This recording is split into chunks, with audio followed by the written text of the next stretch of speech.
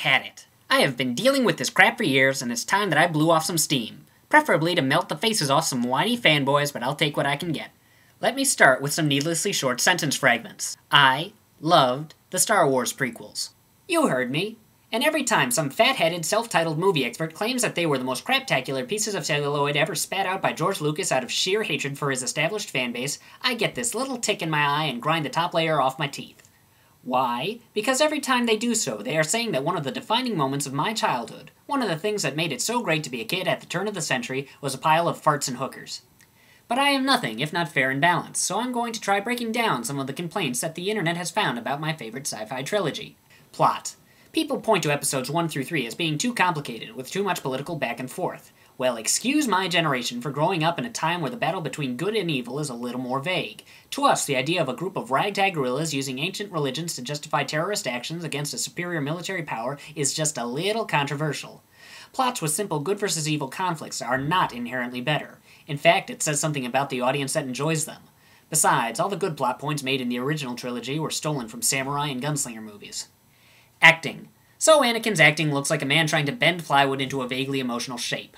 Or so everyone says. But bad acting is nothing new to the character. You remember how clean and expressive Vader was in the originals? Of course not! The actor in the ugly suit and James Earl Jones weren't put together until months into post.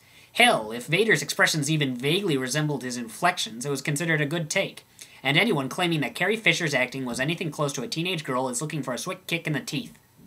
Jar Jar Binks. Okay, so he was cartoony, childish, and irritating. But his presence was overshadowed, then crushed by 3 syllables. Qui-Gon Jinn. Qui-Gon will remain in the annals of history as the one Jedi who actually acted like a knight. The rest were librarians with laser swords. But Qui-Gon, he seemed like a guy who would actually get stuff done. Who would still be out there kicking butt in the name of good even if the Jedi Council didn't exist. And no number of tongue gags would ever take away from the moments where he respectfully told the Jedi Council to go screw itself. Special effects. Yes, CGI has a lot less personality than hand-built sets, but they also look better and cost a lot less. I've also heard the criticism that they look more like a video game than real life. How is this a bad thing?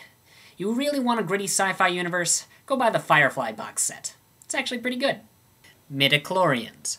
Ewoks. Shut up. We could do this for hours, but as my final note, I'd like to say something to anyone who has ever said anything to the effect of, I don't consider the prequels part of the Star Wars series. You are a spiteful, self-flating jackass. Because they are part of the franchise, and what you're saying right now is just below they were much better before they went mainstream for pouting nerd speak. Fine, go enjoy your smug sense of self-worth knowing that Han shot first, and leave the rest of us to enjoy our movies in peace. Or at the very least, stop gobbling up every product with a Star Wars logo on it like some kind of reversed whore.